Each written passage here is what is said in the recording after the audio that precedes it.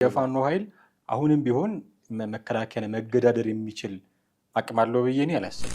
መንግስት ሽፋን ሊሰጣቸው የሚችል ወይ መንግስት የማይነካቸው ወይ ደግሞ ህግ ቢይዛቸው ማስረጃ እያለ የሚለቃቸው አሉ። እነሱን ነው ህጋዊ ሌቦች ተብለው የሚባሉት። የተከዜ ዘብ ህጋዊ ነው። ህገወጥ የሆነ ህጋዊ ጥቃት በመፍራት ስፔሻል ፎርስ መፈጠር አለበት በሚል ነው እነ መለስ ዜናዊ ያንን ያደረጉት።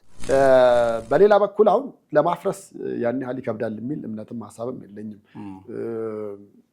ከዚህ በፊትም እኮ ልዩ ኃይል ይፍረስ በተባለ ጊዜ ምንድን ነበር የተደረገው? አሁን መጀመሪያ አማራ ያፍረስ፣ መጀመሪያ ኦሮሚያ ምናምን የሚል ከዛ ሁሉም ክልል መጥፎ ልምድ ሆነና ሁሉም የየራሱ ልዩ ኃይል አመጣ። በጣም ከመከላከያው በላይ የሆኑ ትጥቆች መታጠቅ ጀመሩ። ትግራይ ክልል ውስጥ ተፈጥሮ የነበረው ጦርነት የልዩ ኃይልና የመከላከያ ሰራዊት ነው። የተከዜ ዘብን ዝም ብሎ ወይ አማላይ ነገር አምጥቶ በአማላይ ነገር ወደ ራሱ መሳብ መቻል አለበት። ከዛ ውጭ ግን ከዛ ማለፍ እንደማይችል ስለሚያውቀው የ4 ኪሎ ስልጣኑ ያው ከህልም የዘለለ አይሆንም።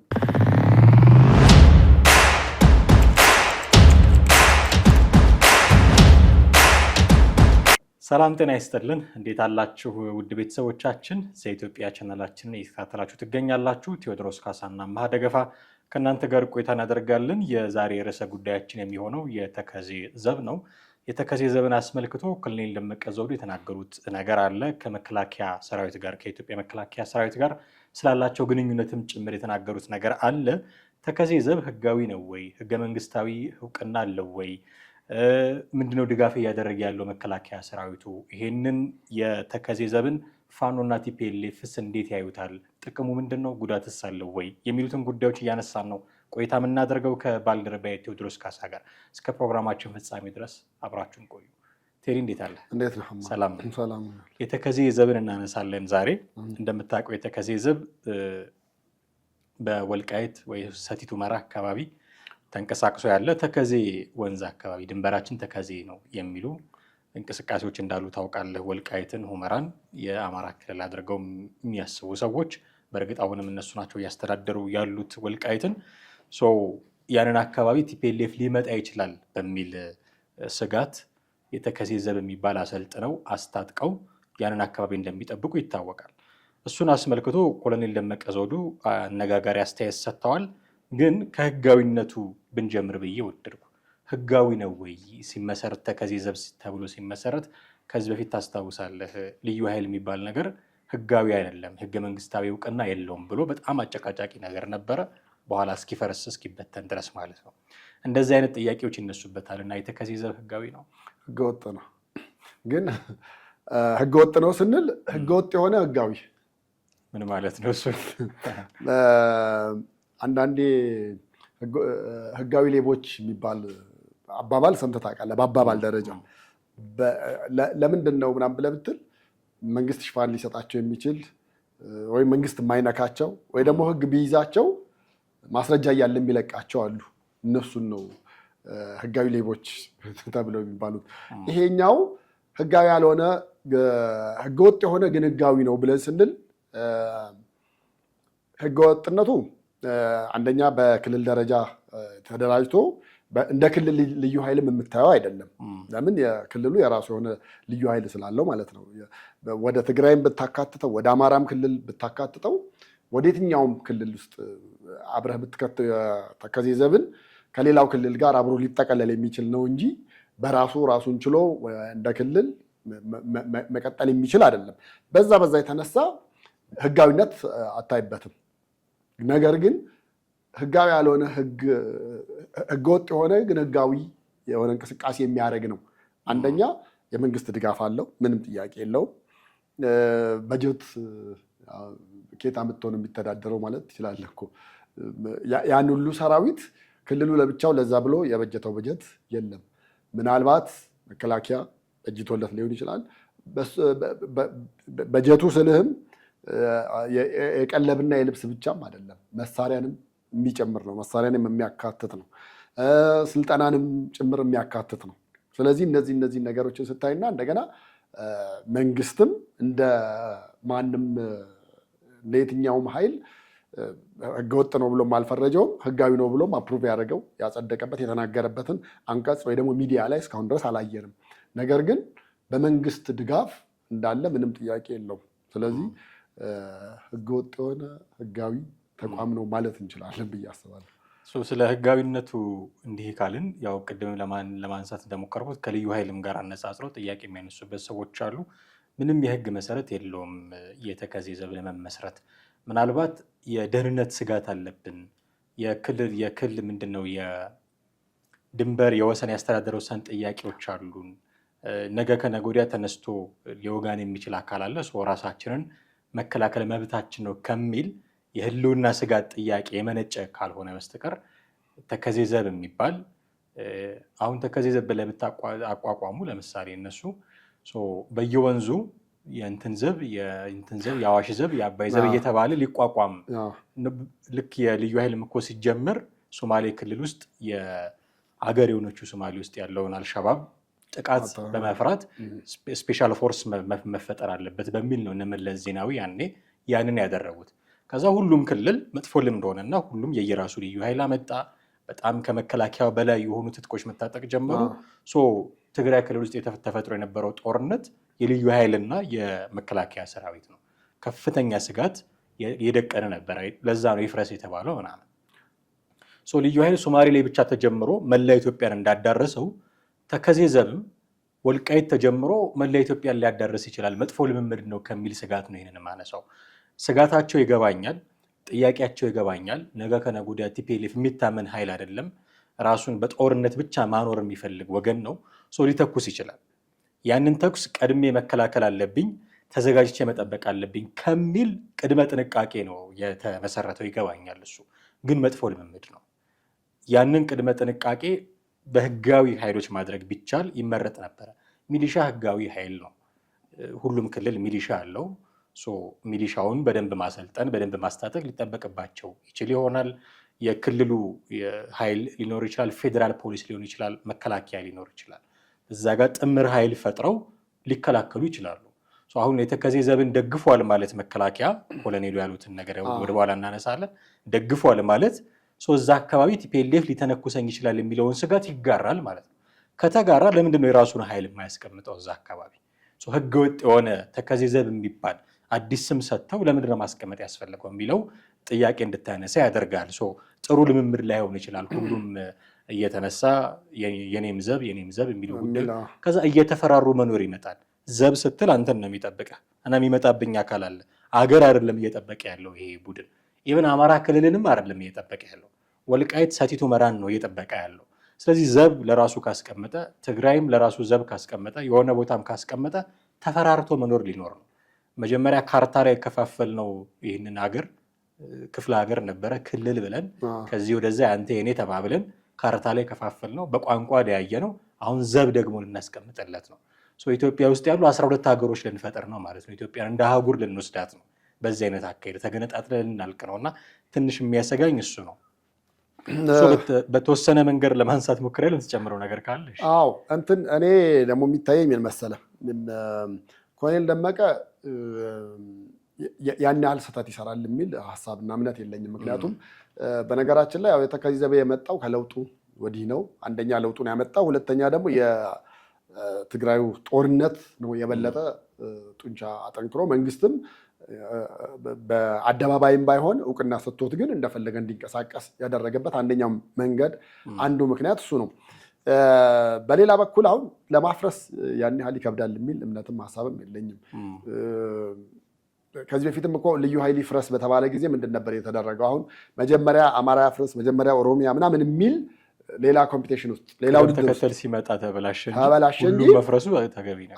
ሁሉም ቢፈርስም ጥሩ ነበር አንደኛ። ሁለተኛ ደግሞ ወደ ሰራዊት ውስጥ መከላከያ መሆን የፈለገ መከላከያ፣ ፌዴራል ፖሊስ መሆን የፈለገ ፌዴራል ፖሊስ፣ የከተማው ፖሊስ መሆን ፈልጋለሁ የሚል ደግሞ እንደዛ፣ እኔ ደግሞ ከዛ ብሎ ሚሊሻ መሆን ፈልጋለሁ የሚልም እንደዛ በየፍላጎቱ እንዲሆን የታሰበ ሀሳብ ነበረ መጀመሪያ በመንግስት በኩል ተነስቶ የነበረው። ነገር ግን አልቀጠለበትም። የዚህ መጀመሪያ ከሌፍታ የሚለው ነገር ስለመጣ።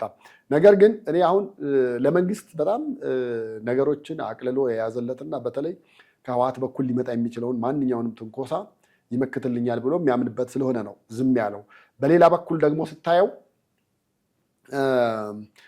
አሁን መከላከያን በዛ ረገድ ማስቀመጥ ትችላለህ፣ ፌዴራል ፖሊስን ትችላለህ። ግን ምን ታደርጋለህ?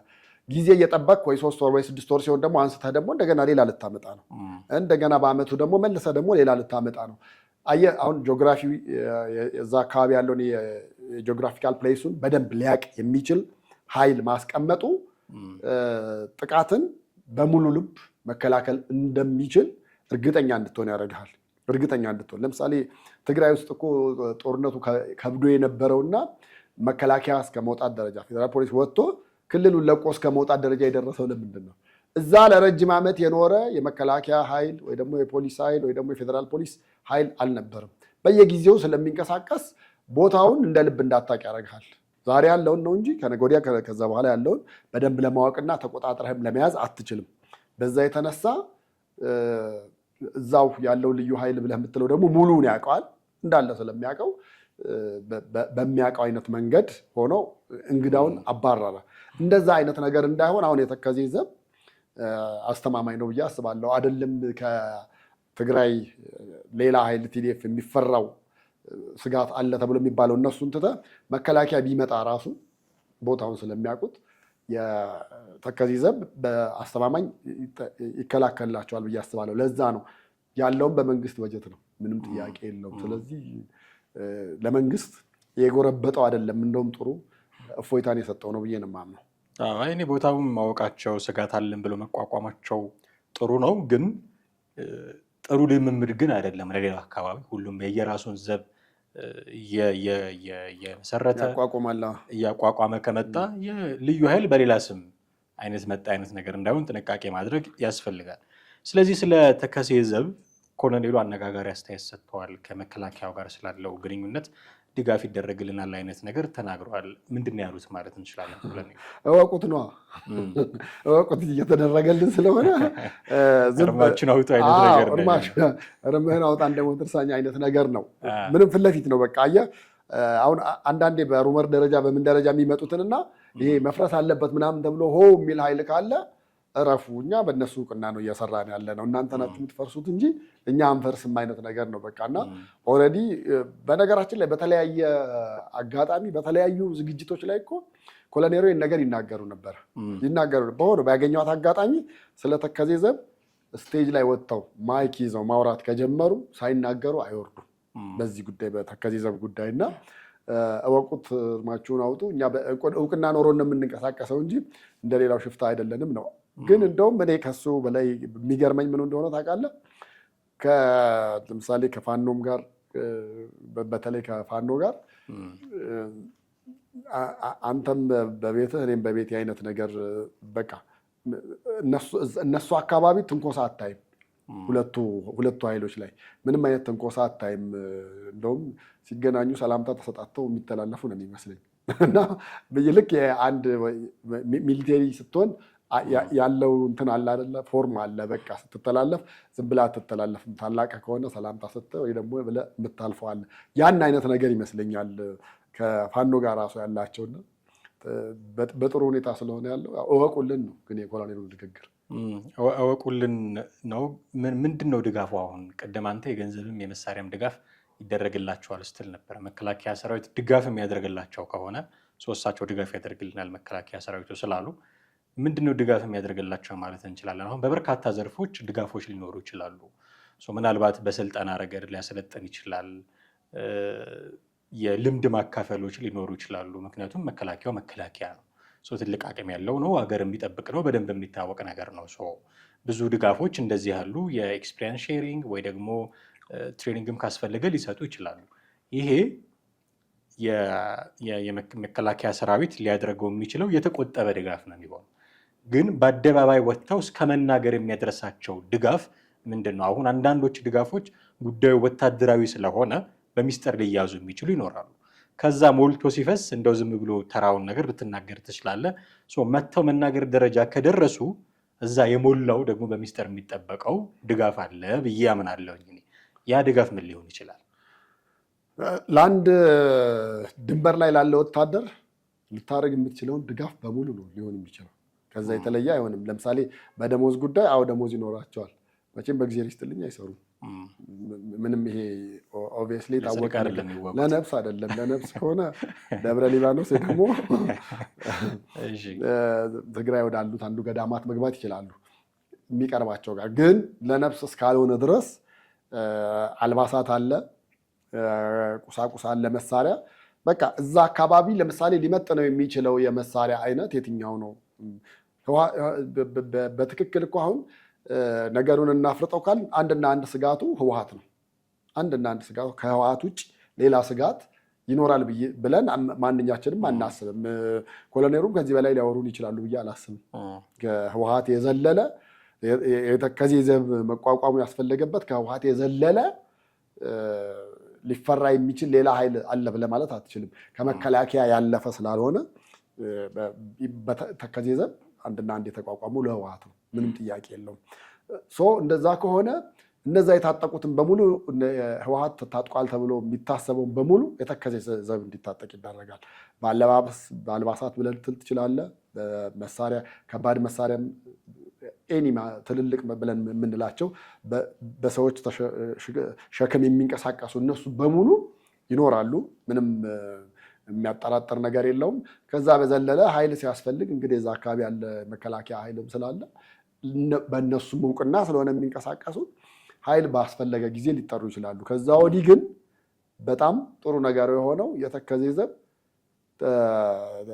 ህወሓት ከዛ ጦሩን እንዳያሳልፍ ተከዜ ጋር ሲደርስ ተከዜን ወንዝ እንዳይሻገር መከታ ሆኖ እየጠበቀ ያለ ነው። ይሄ በፊትም ጀምሮ ያለ ነው እና እንደውም ለመንግስት በጣም አሪፍ ሀሳብ፣ አሪፍ አይዲያ እና ያለ ስጋት እፎይ ብሎ በዛ በኩል በተለይ በህወሓት በኩል የሚመጣውን ትንኮሳ ምንም ማንም እነሱን ሊያልፍ አይችልም። ካለፈም ኃይል እንዲጨመርላቸው ከመከላከያ ጋር ባላቸው ግንኙነት ኃይል እንዲመጣ የሚያስደርግ ነው። ከዛ ውጭ ግን ለአንድ ወታደር በሙሉ የሚሰጠው ትጥቅና ስንቅ ብለን የምንላቸውን ተሽከርካሪዎችም ተሽከርካሪ በአካባቢው ባለው በአራት ቁጥር በማንኛውም እንዲንቀሳቀሱ የተደረገ ነው።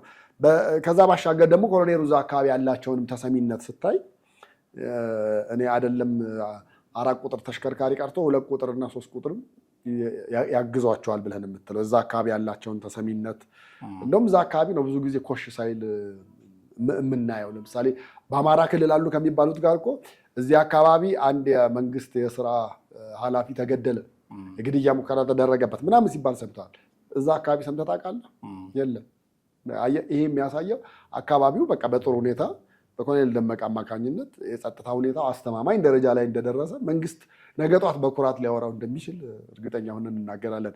ፓርላማ ሊወራ እንደሚችል ነው የምልህ። ፓርላማ ላይ ስለ አካባቢው ጸጥታ ምናምን ያው ተከዜ ዘብ ራሳቸውን በራሳቸው አስታጥቀው ምናምን ከዛ በኋላ ይሄው እዛ አካባቢ ኮሺ ሲል ሰምታችሁ ታውቃላችሁ።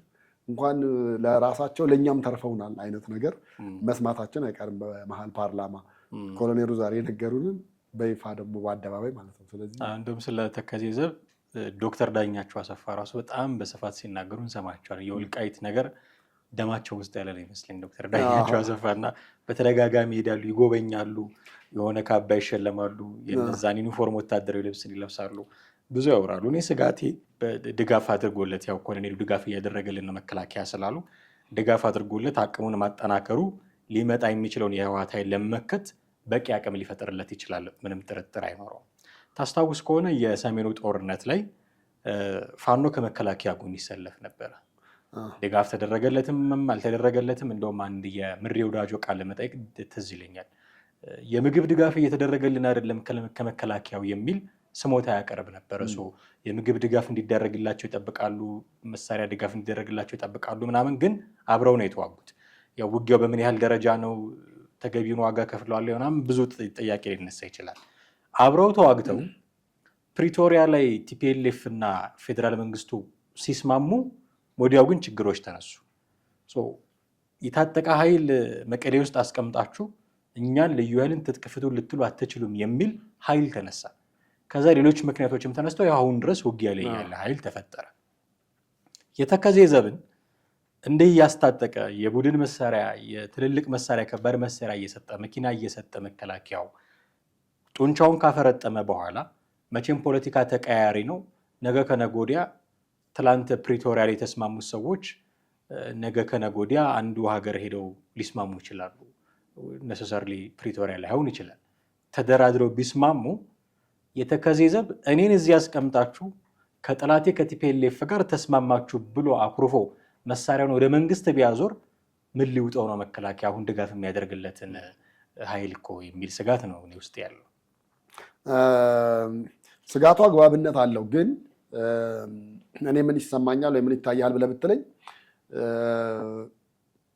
ያላቸው ኃይል ተመጣጣኝ ነው ወይ? አሁን ከመከላከያ ጋር ብታነጻጽረው በአለባበስ በምናምን እንጂ በሰው ኃይል ያን ያክል የፋኖና መንግስት ያላቸው ኃይል ተመጣጣኝ ነው። ፋኖ አሁን እኮ ከይኸውልህ በፊት ልክ ነህ። አሁን አንተ እንዳልከው ነው የነበረው የኃይል ሚዛኑ ወደ መከላከያ ያደላ ነበረ።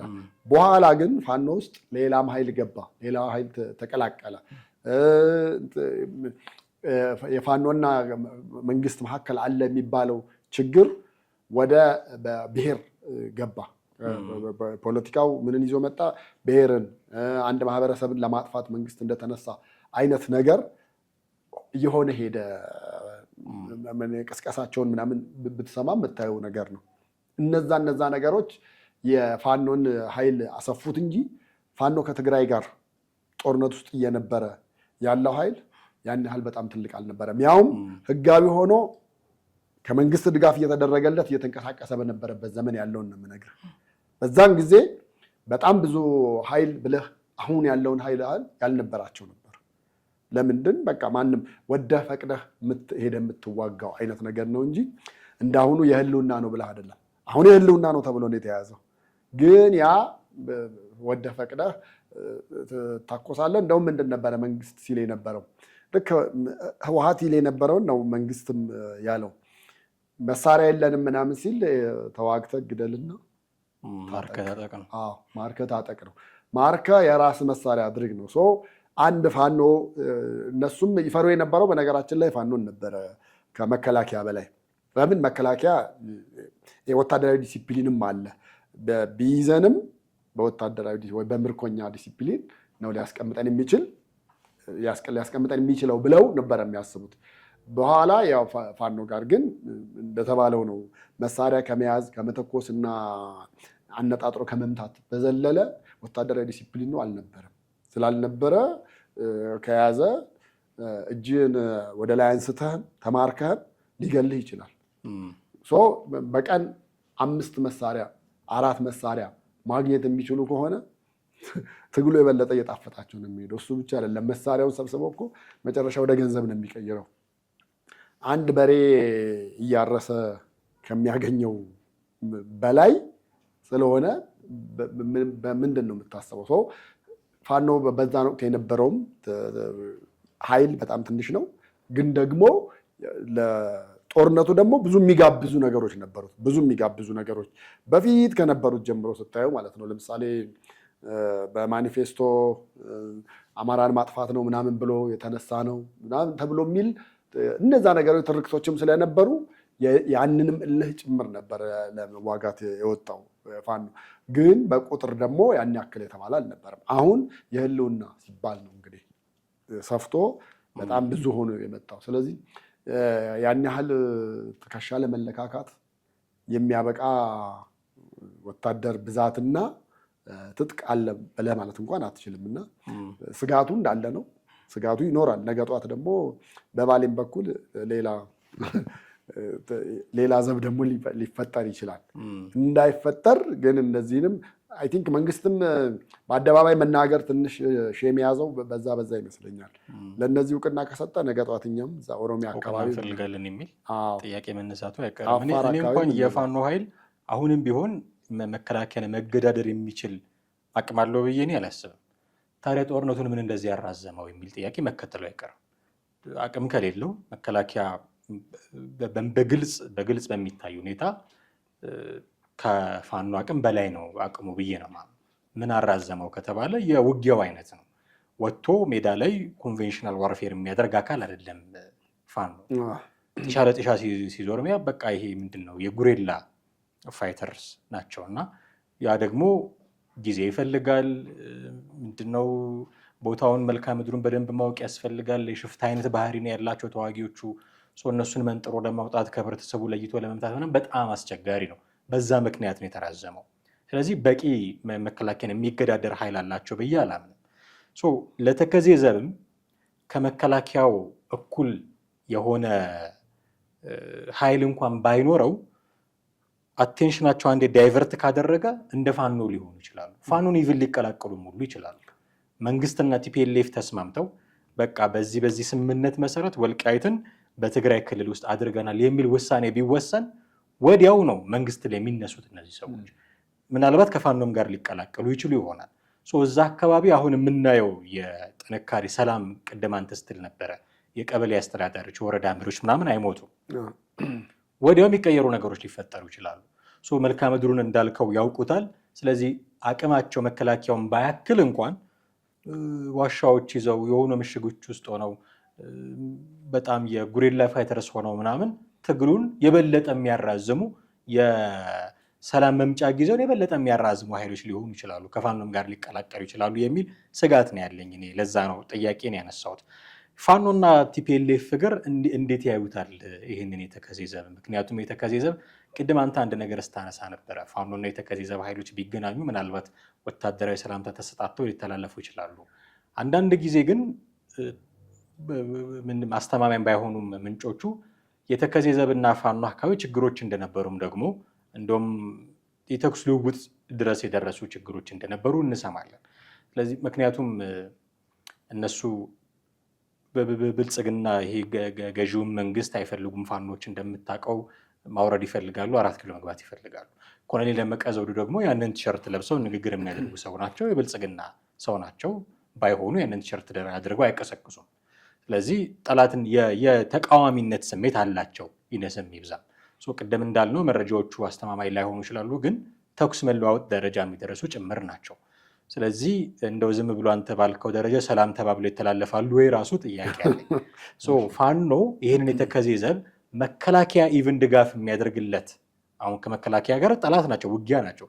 መከላከያ ድጋፍ ያደርግልኛል ያሉት ያንን ስንዴ ለብሰው የብልጽግና ሰው ሆነው ቅስቀሳ የሚያደርጉት ኮሎኔል ደመቀ ዘውዱ ናቸው። ፋኖና ተከዜ ዘብ መካከል ሰላም መባባል ሊኖር ይችላሉ የሚል ጥያቄ ታነሳለህ። ሁለተኛ ኦፍኮርስ እንዴት ሊያየው እንደሚችል እንገምታለን። ቲፒኤልኤፍ ተከዜ ዘብን ግን እንዴት ባለ መንገድ ነው ትሪት የሚያደርገው? ምንድነው ፌዴራል መንግስቱን የሚወቅስበት አንድ መንገድ ሊሆንስ አይችልም ወይ ብዬ ነው። የፋኖንና የተከዜ ዘብን እንጀምር። ለምሳሌ ፋኖ አንደኛም ከተነሳበት ዓላማዬ ወይ ደግሞ መዋጋለት ነው ብሎ የሚለው አሁን የተከዜ ዘብ የሚጠብቃቸውን ቦታዎች በአማራ ክልልነት ለማስጠበቅ ነው። አንደኛው ምንም ጥያቄ የለውም። አንደኛውን መልስ እየመለሰለት ያለው ወይ ደግሞ አንደኛውን ቦታ በተጠንቀቅ እየጠበቀ ያለው የተከዜ ዘብ ስለሆነ መከባበር መኖር መቻል አለበት። ልክ እንዳልከው ግን ከመንግስት ጋር የሚሰጠውን ድጋፍ ላይፈልግ ይችላል። እሱማ አሁን በሁለቱ መካከልም ኮምፒቲሽን ስላለ ውድድር ስላለ ፋኖ የተከዜ ዘብን መጠቅለል ይፈልጋል። ምንም ጥያቄ የለውም ጠቅልሎ። ነገር ግን የፋኖ ኃይል ነው እየጠበቀ ያለው የተከዜ ዘብ የሚጠብቀውን ቦታ በፋኖ ቁጥጥር ስር ነው እንዲባልም ለሞራልም ለፕሮፓጋንዳውም ለሁሉም ነገር ይፈለጋል። ስለዚህ ምንም ጥያቄ የለውም ፋኖ መጠቅለል መፈለጉን። አሁን ሰላምታ ይሰጣጣሉ ምናምን የምልህ ያው አንተም በቦታ እኔም በቦታ ተከባብረው የመኖርን ያክል ማለት ነው። በዛ ረገድ ነው። ከዛ ውጭ ግን ከብልጽግና የሚደረገውን ድጋፍ እንደማይፈልጉት ይታወቃል። ከብልጽግና ጋር አንድ የሆነ የኛ ጠላት ነው የሚል ነገር ነገ ከነገ ወዲያ ሊያመጡ ይችላሉ። ነገ ከነገ ወዲያ ሊመጣ ይችላል። አንድ እሱ ነው። ሁለተኛም ይቼ የተኩስ ልውውጧም ያው እረፉ አይነት ነገር ነው። ሌላ ምልክት ሌላ ምክንያት አይኖራትም። እረፉ፣ ማሽቃበጣችሁን በልክ አድርጉት አይነት ነገር ከመንግስት ጋር መሞዳሞዳችሁን ገደብ አብጁለት አይነት ነገር ነው እንጂ ሌላ ነገር ሊሆን አይችልም። ደፍረው ሊሄዱ ሊያደርጉት አይችሉም። እንደውም ቢችሉ በስምምነት አንድ ቢሆኑና መንግስትን አንድ ላይ ሆነው መውጋት ቢችሉ የፋኖ ምኞት ነው። ምንም ጥያቄ የለውም ይሄ። ስለዚህ እኔ ከፋኖ ጋር የሚኖረው በዚህ መልኩ ነው አንደርስታንድ ማድረገው። ለህወሓት ምንም አማራጭ የለውም። ምንም ምርጫ ስለሌለው ነው። ምንም አንድ ብለህ የምትለው ምርጫ የለውም። በቃ ምክንያቱም ከዚህ በፊት ያውቀዋል። አሁን ግንቦት ሃያ እየደረስን ነው አይደለን? የግንቦት ሃያ ድል አገኘን ብለው ለ23 ለ27 ዓመት ያወሩለት እያንዳንዱ መንገድን ብታይ አሁን የተከዜ ዘብ የተባለውን መስመር ተከዜን መሻገር በመቻላቸው ነው። ከዛ የአማራንም ህዝብ አንተም ተጎድተሃል ተበድለሃል ብለው ከጎን አብረው አሰልፈው መጥተው ነው ደርግን አስወግደው 4 ኪሎ እስከ መግባት ደረጃ የደረሱት። ምንም አማራጭ የላቸውም። አሁን እነሱ 2 ነገሮች ማድረግ ይችላሉ።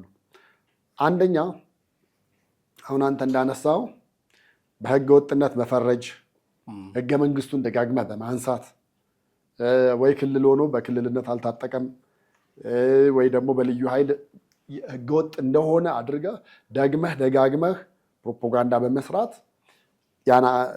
ለማፍረስ የተቻለውን መንገድ አንደኛ ትሄዳለህ። አንደኛው መንገድ እሱ ነው።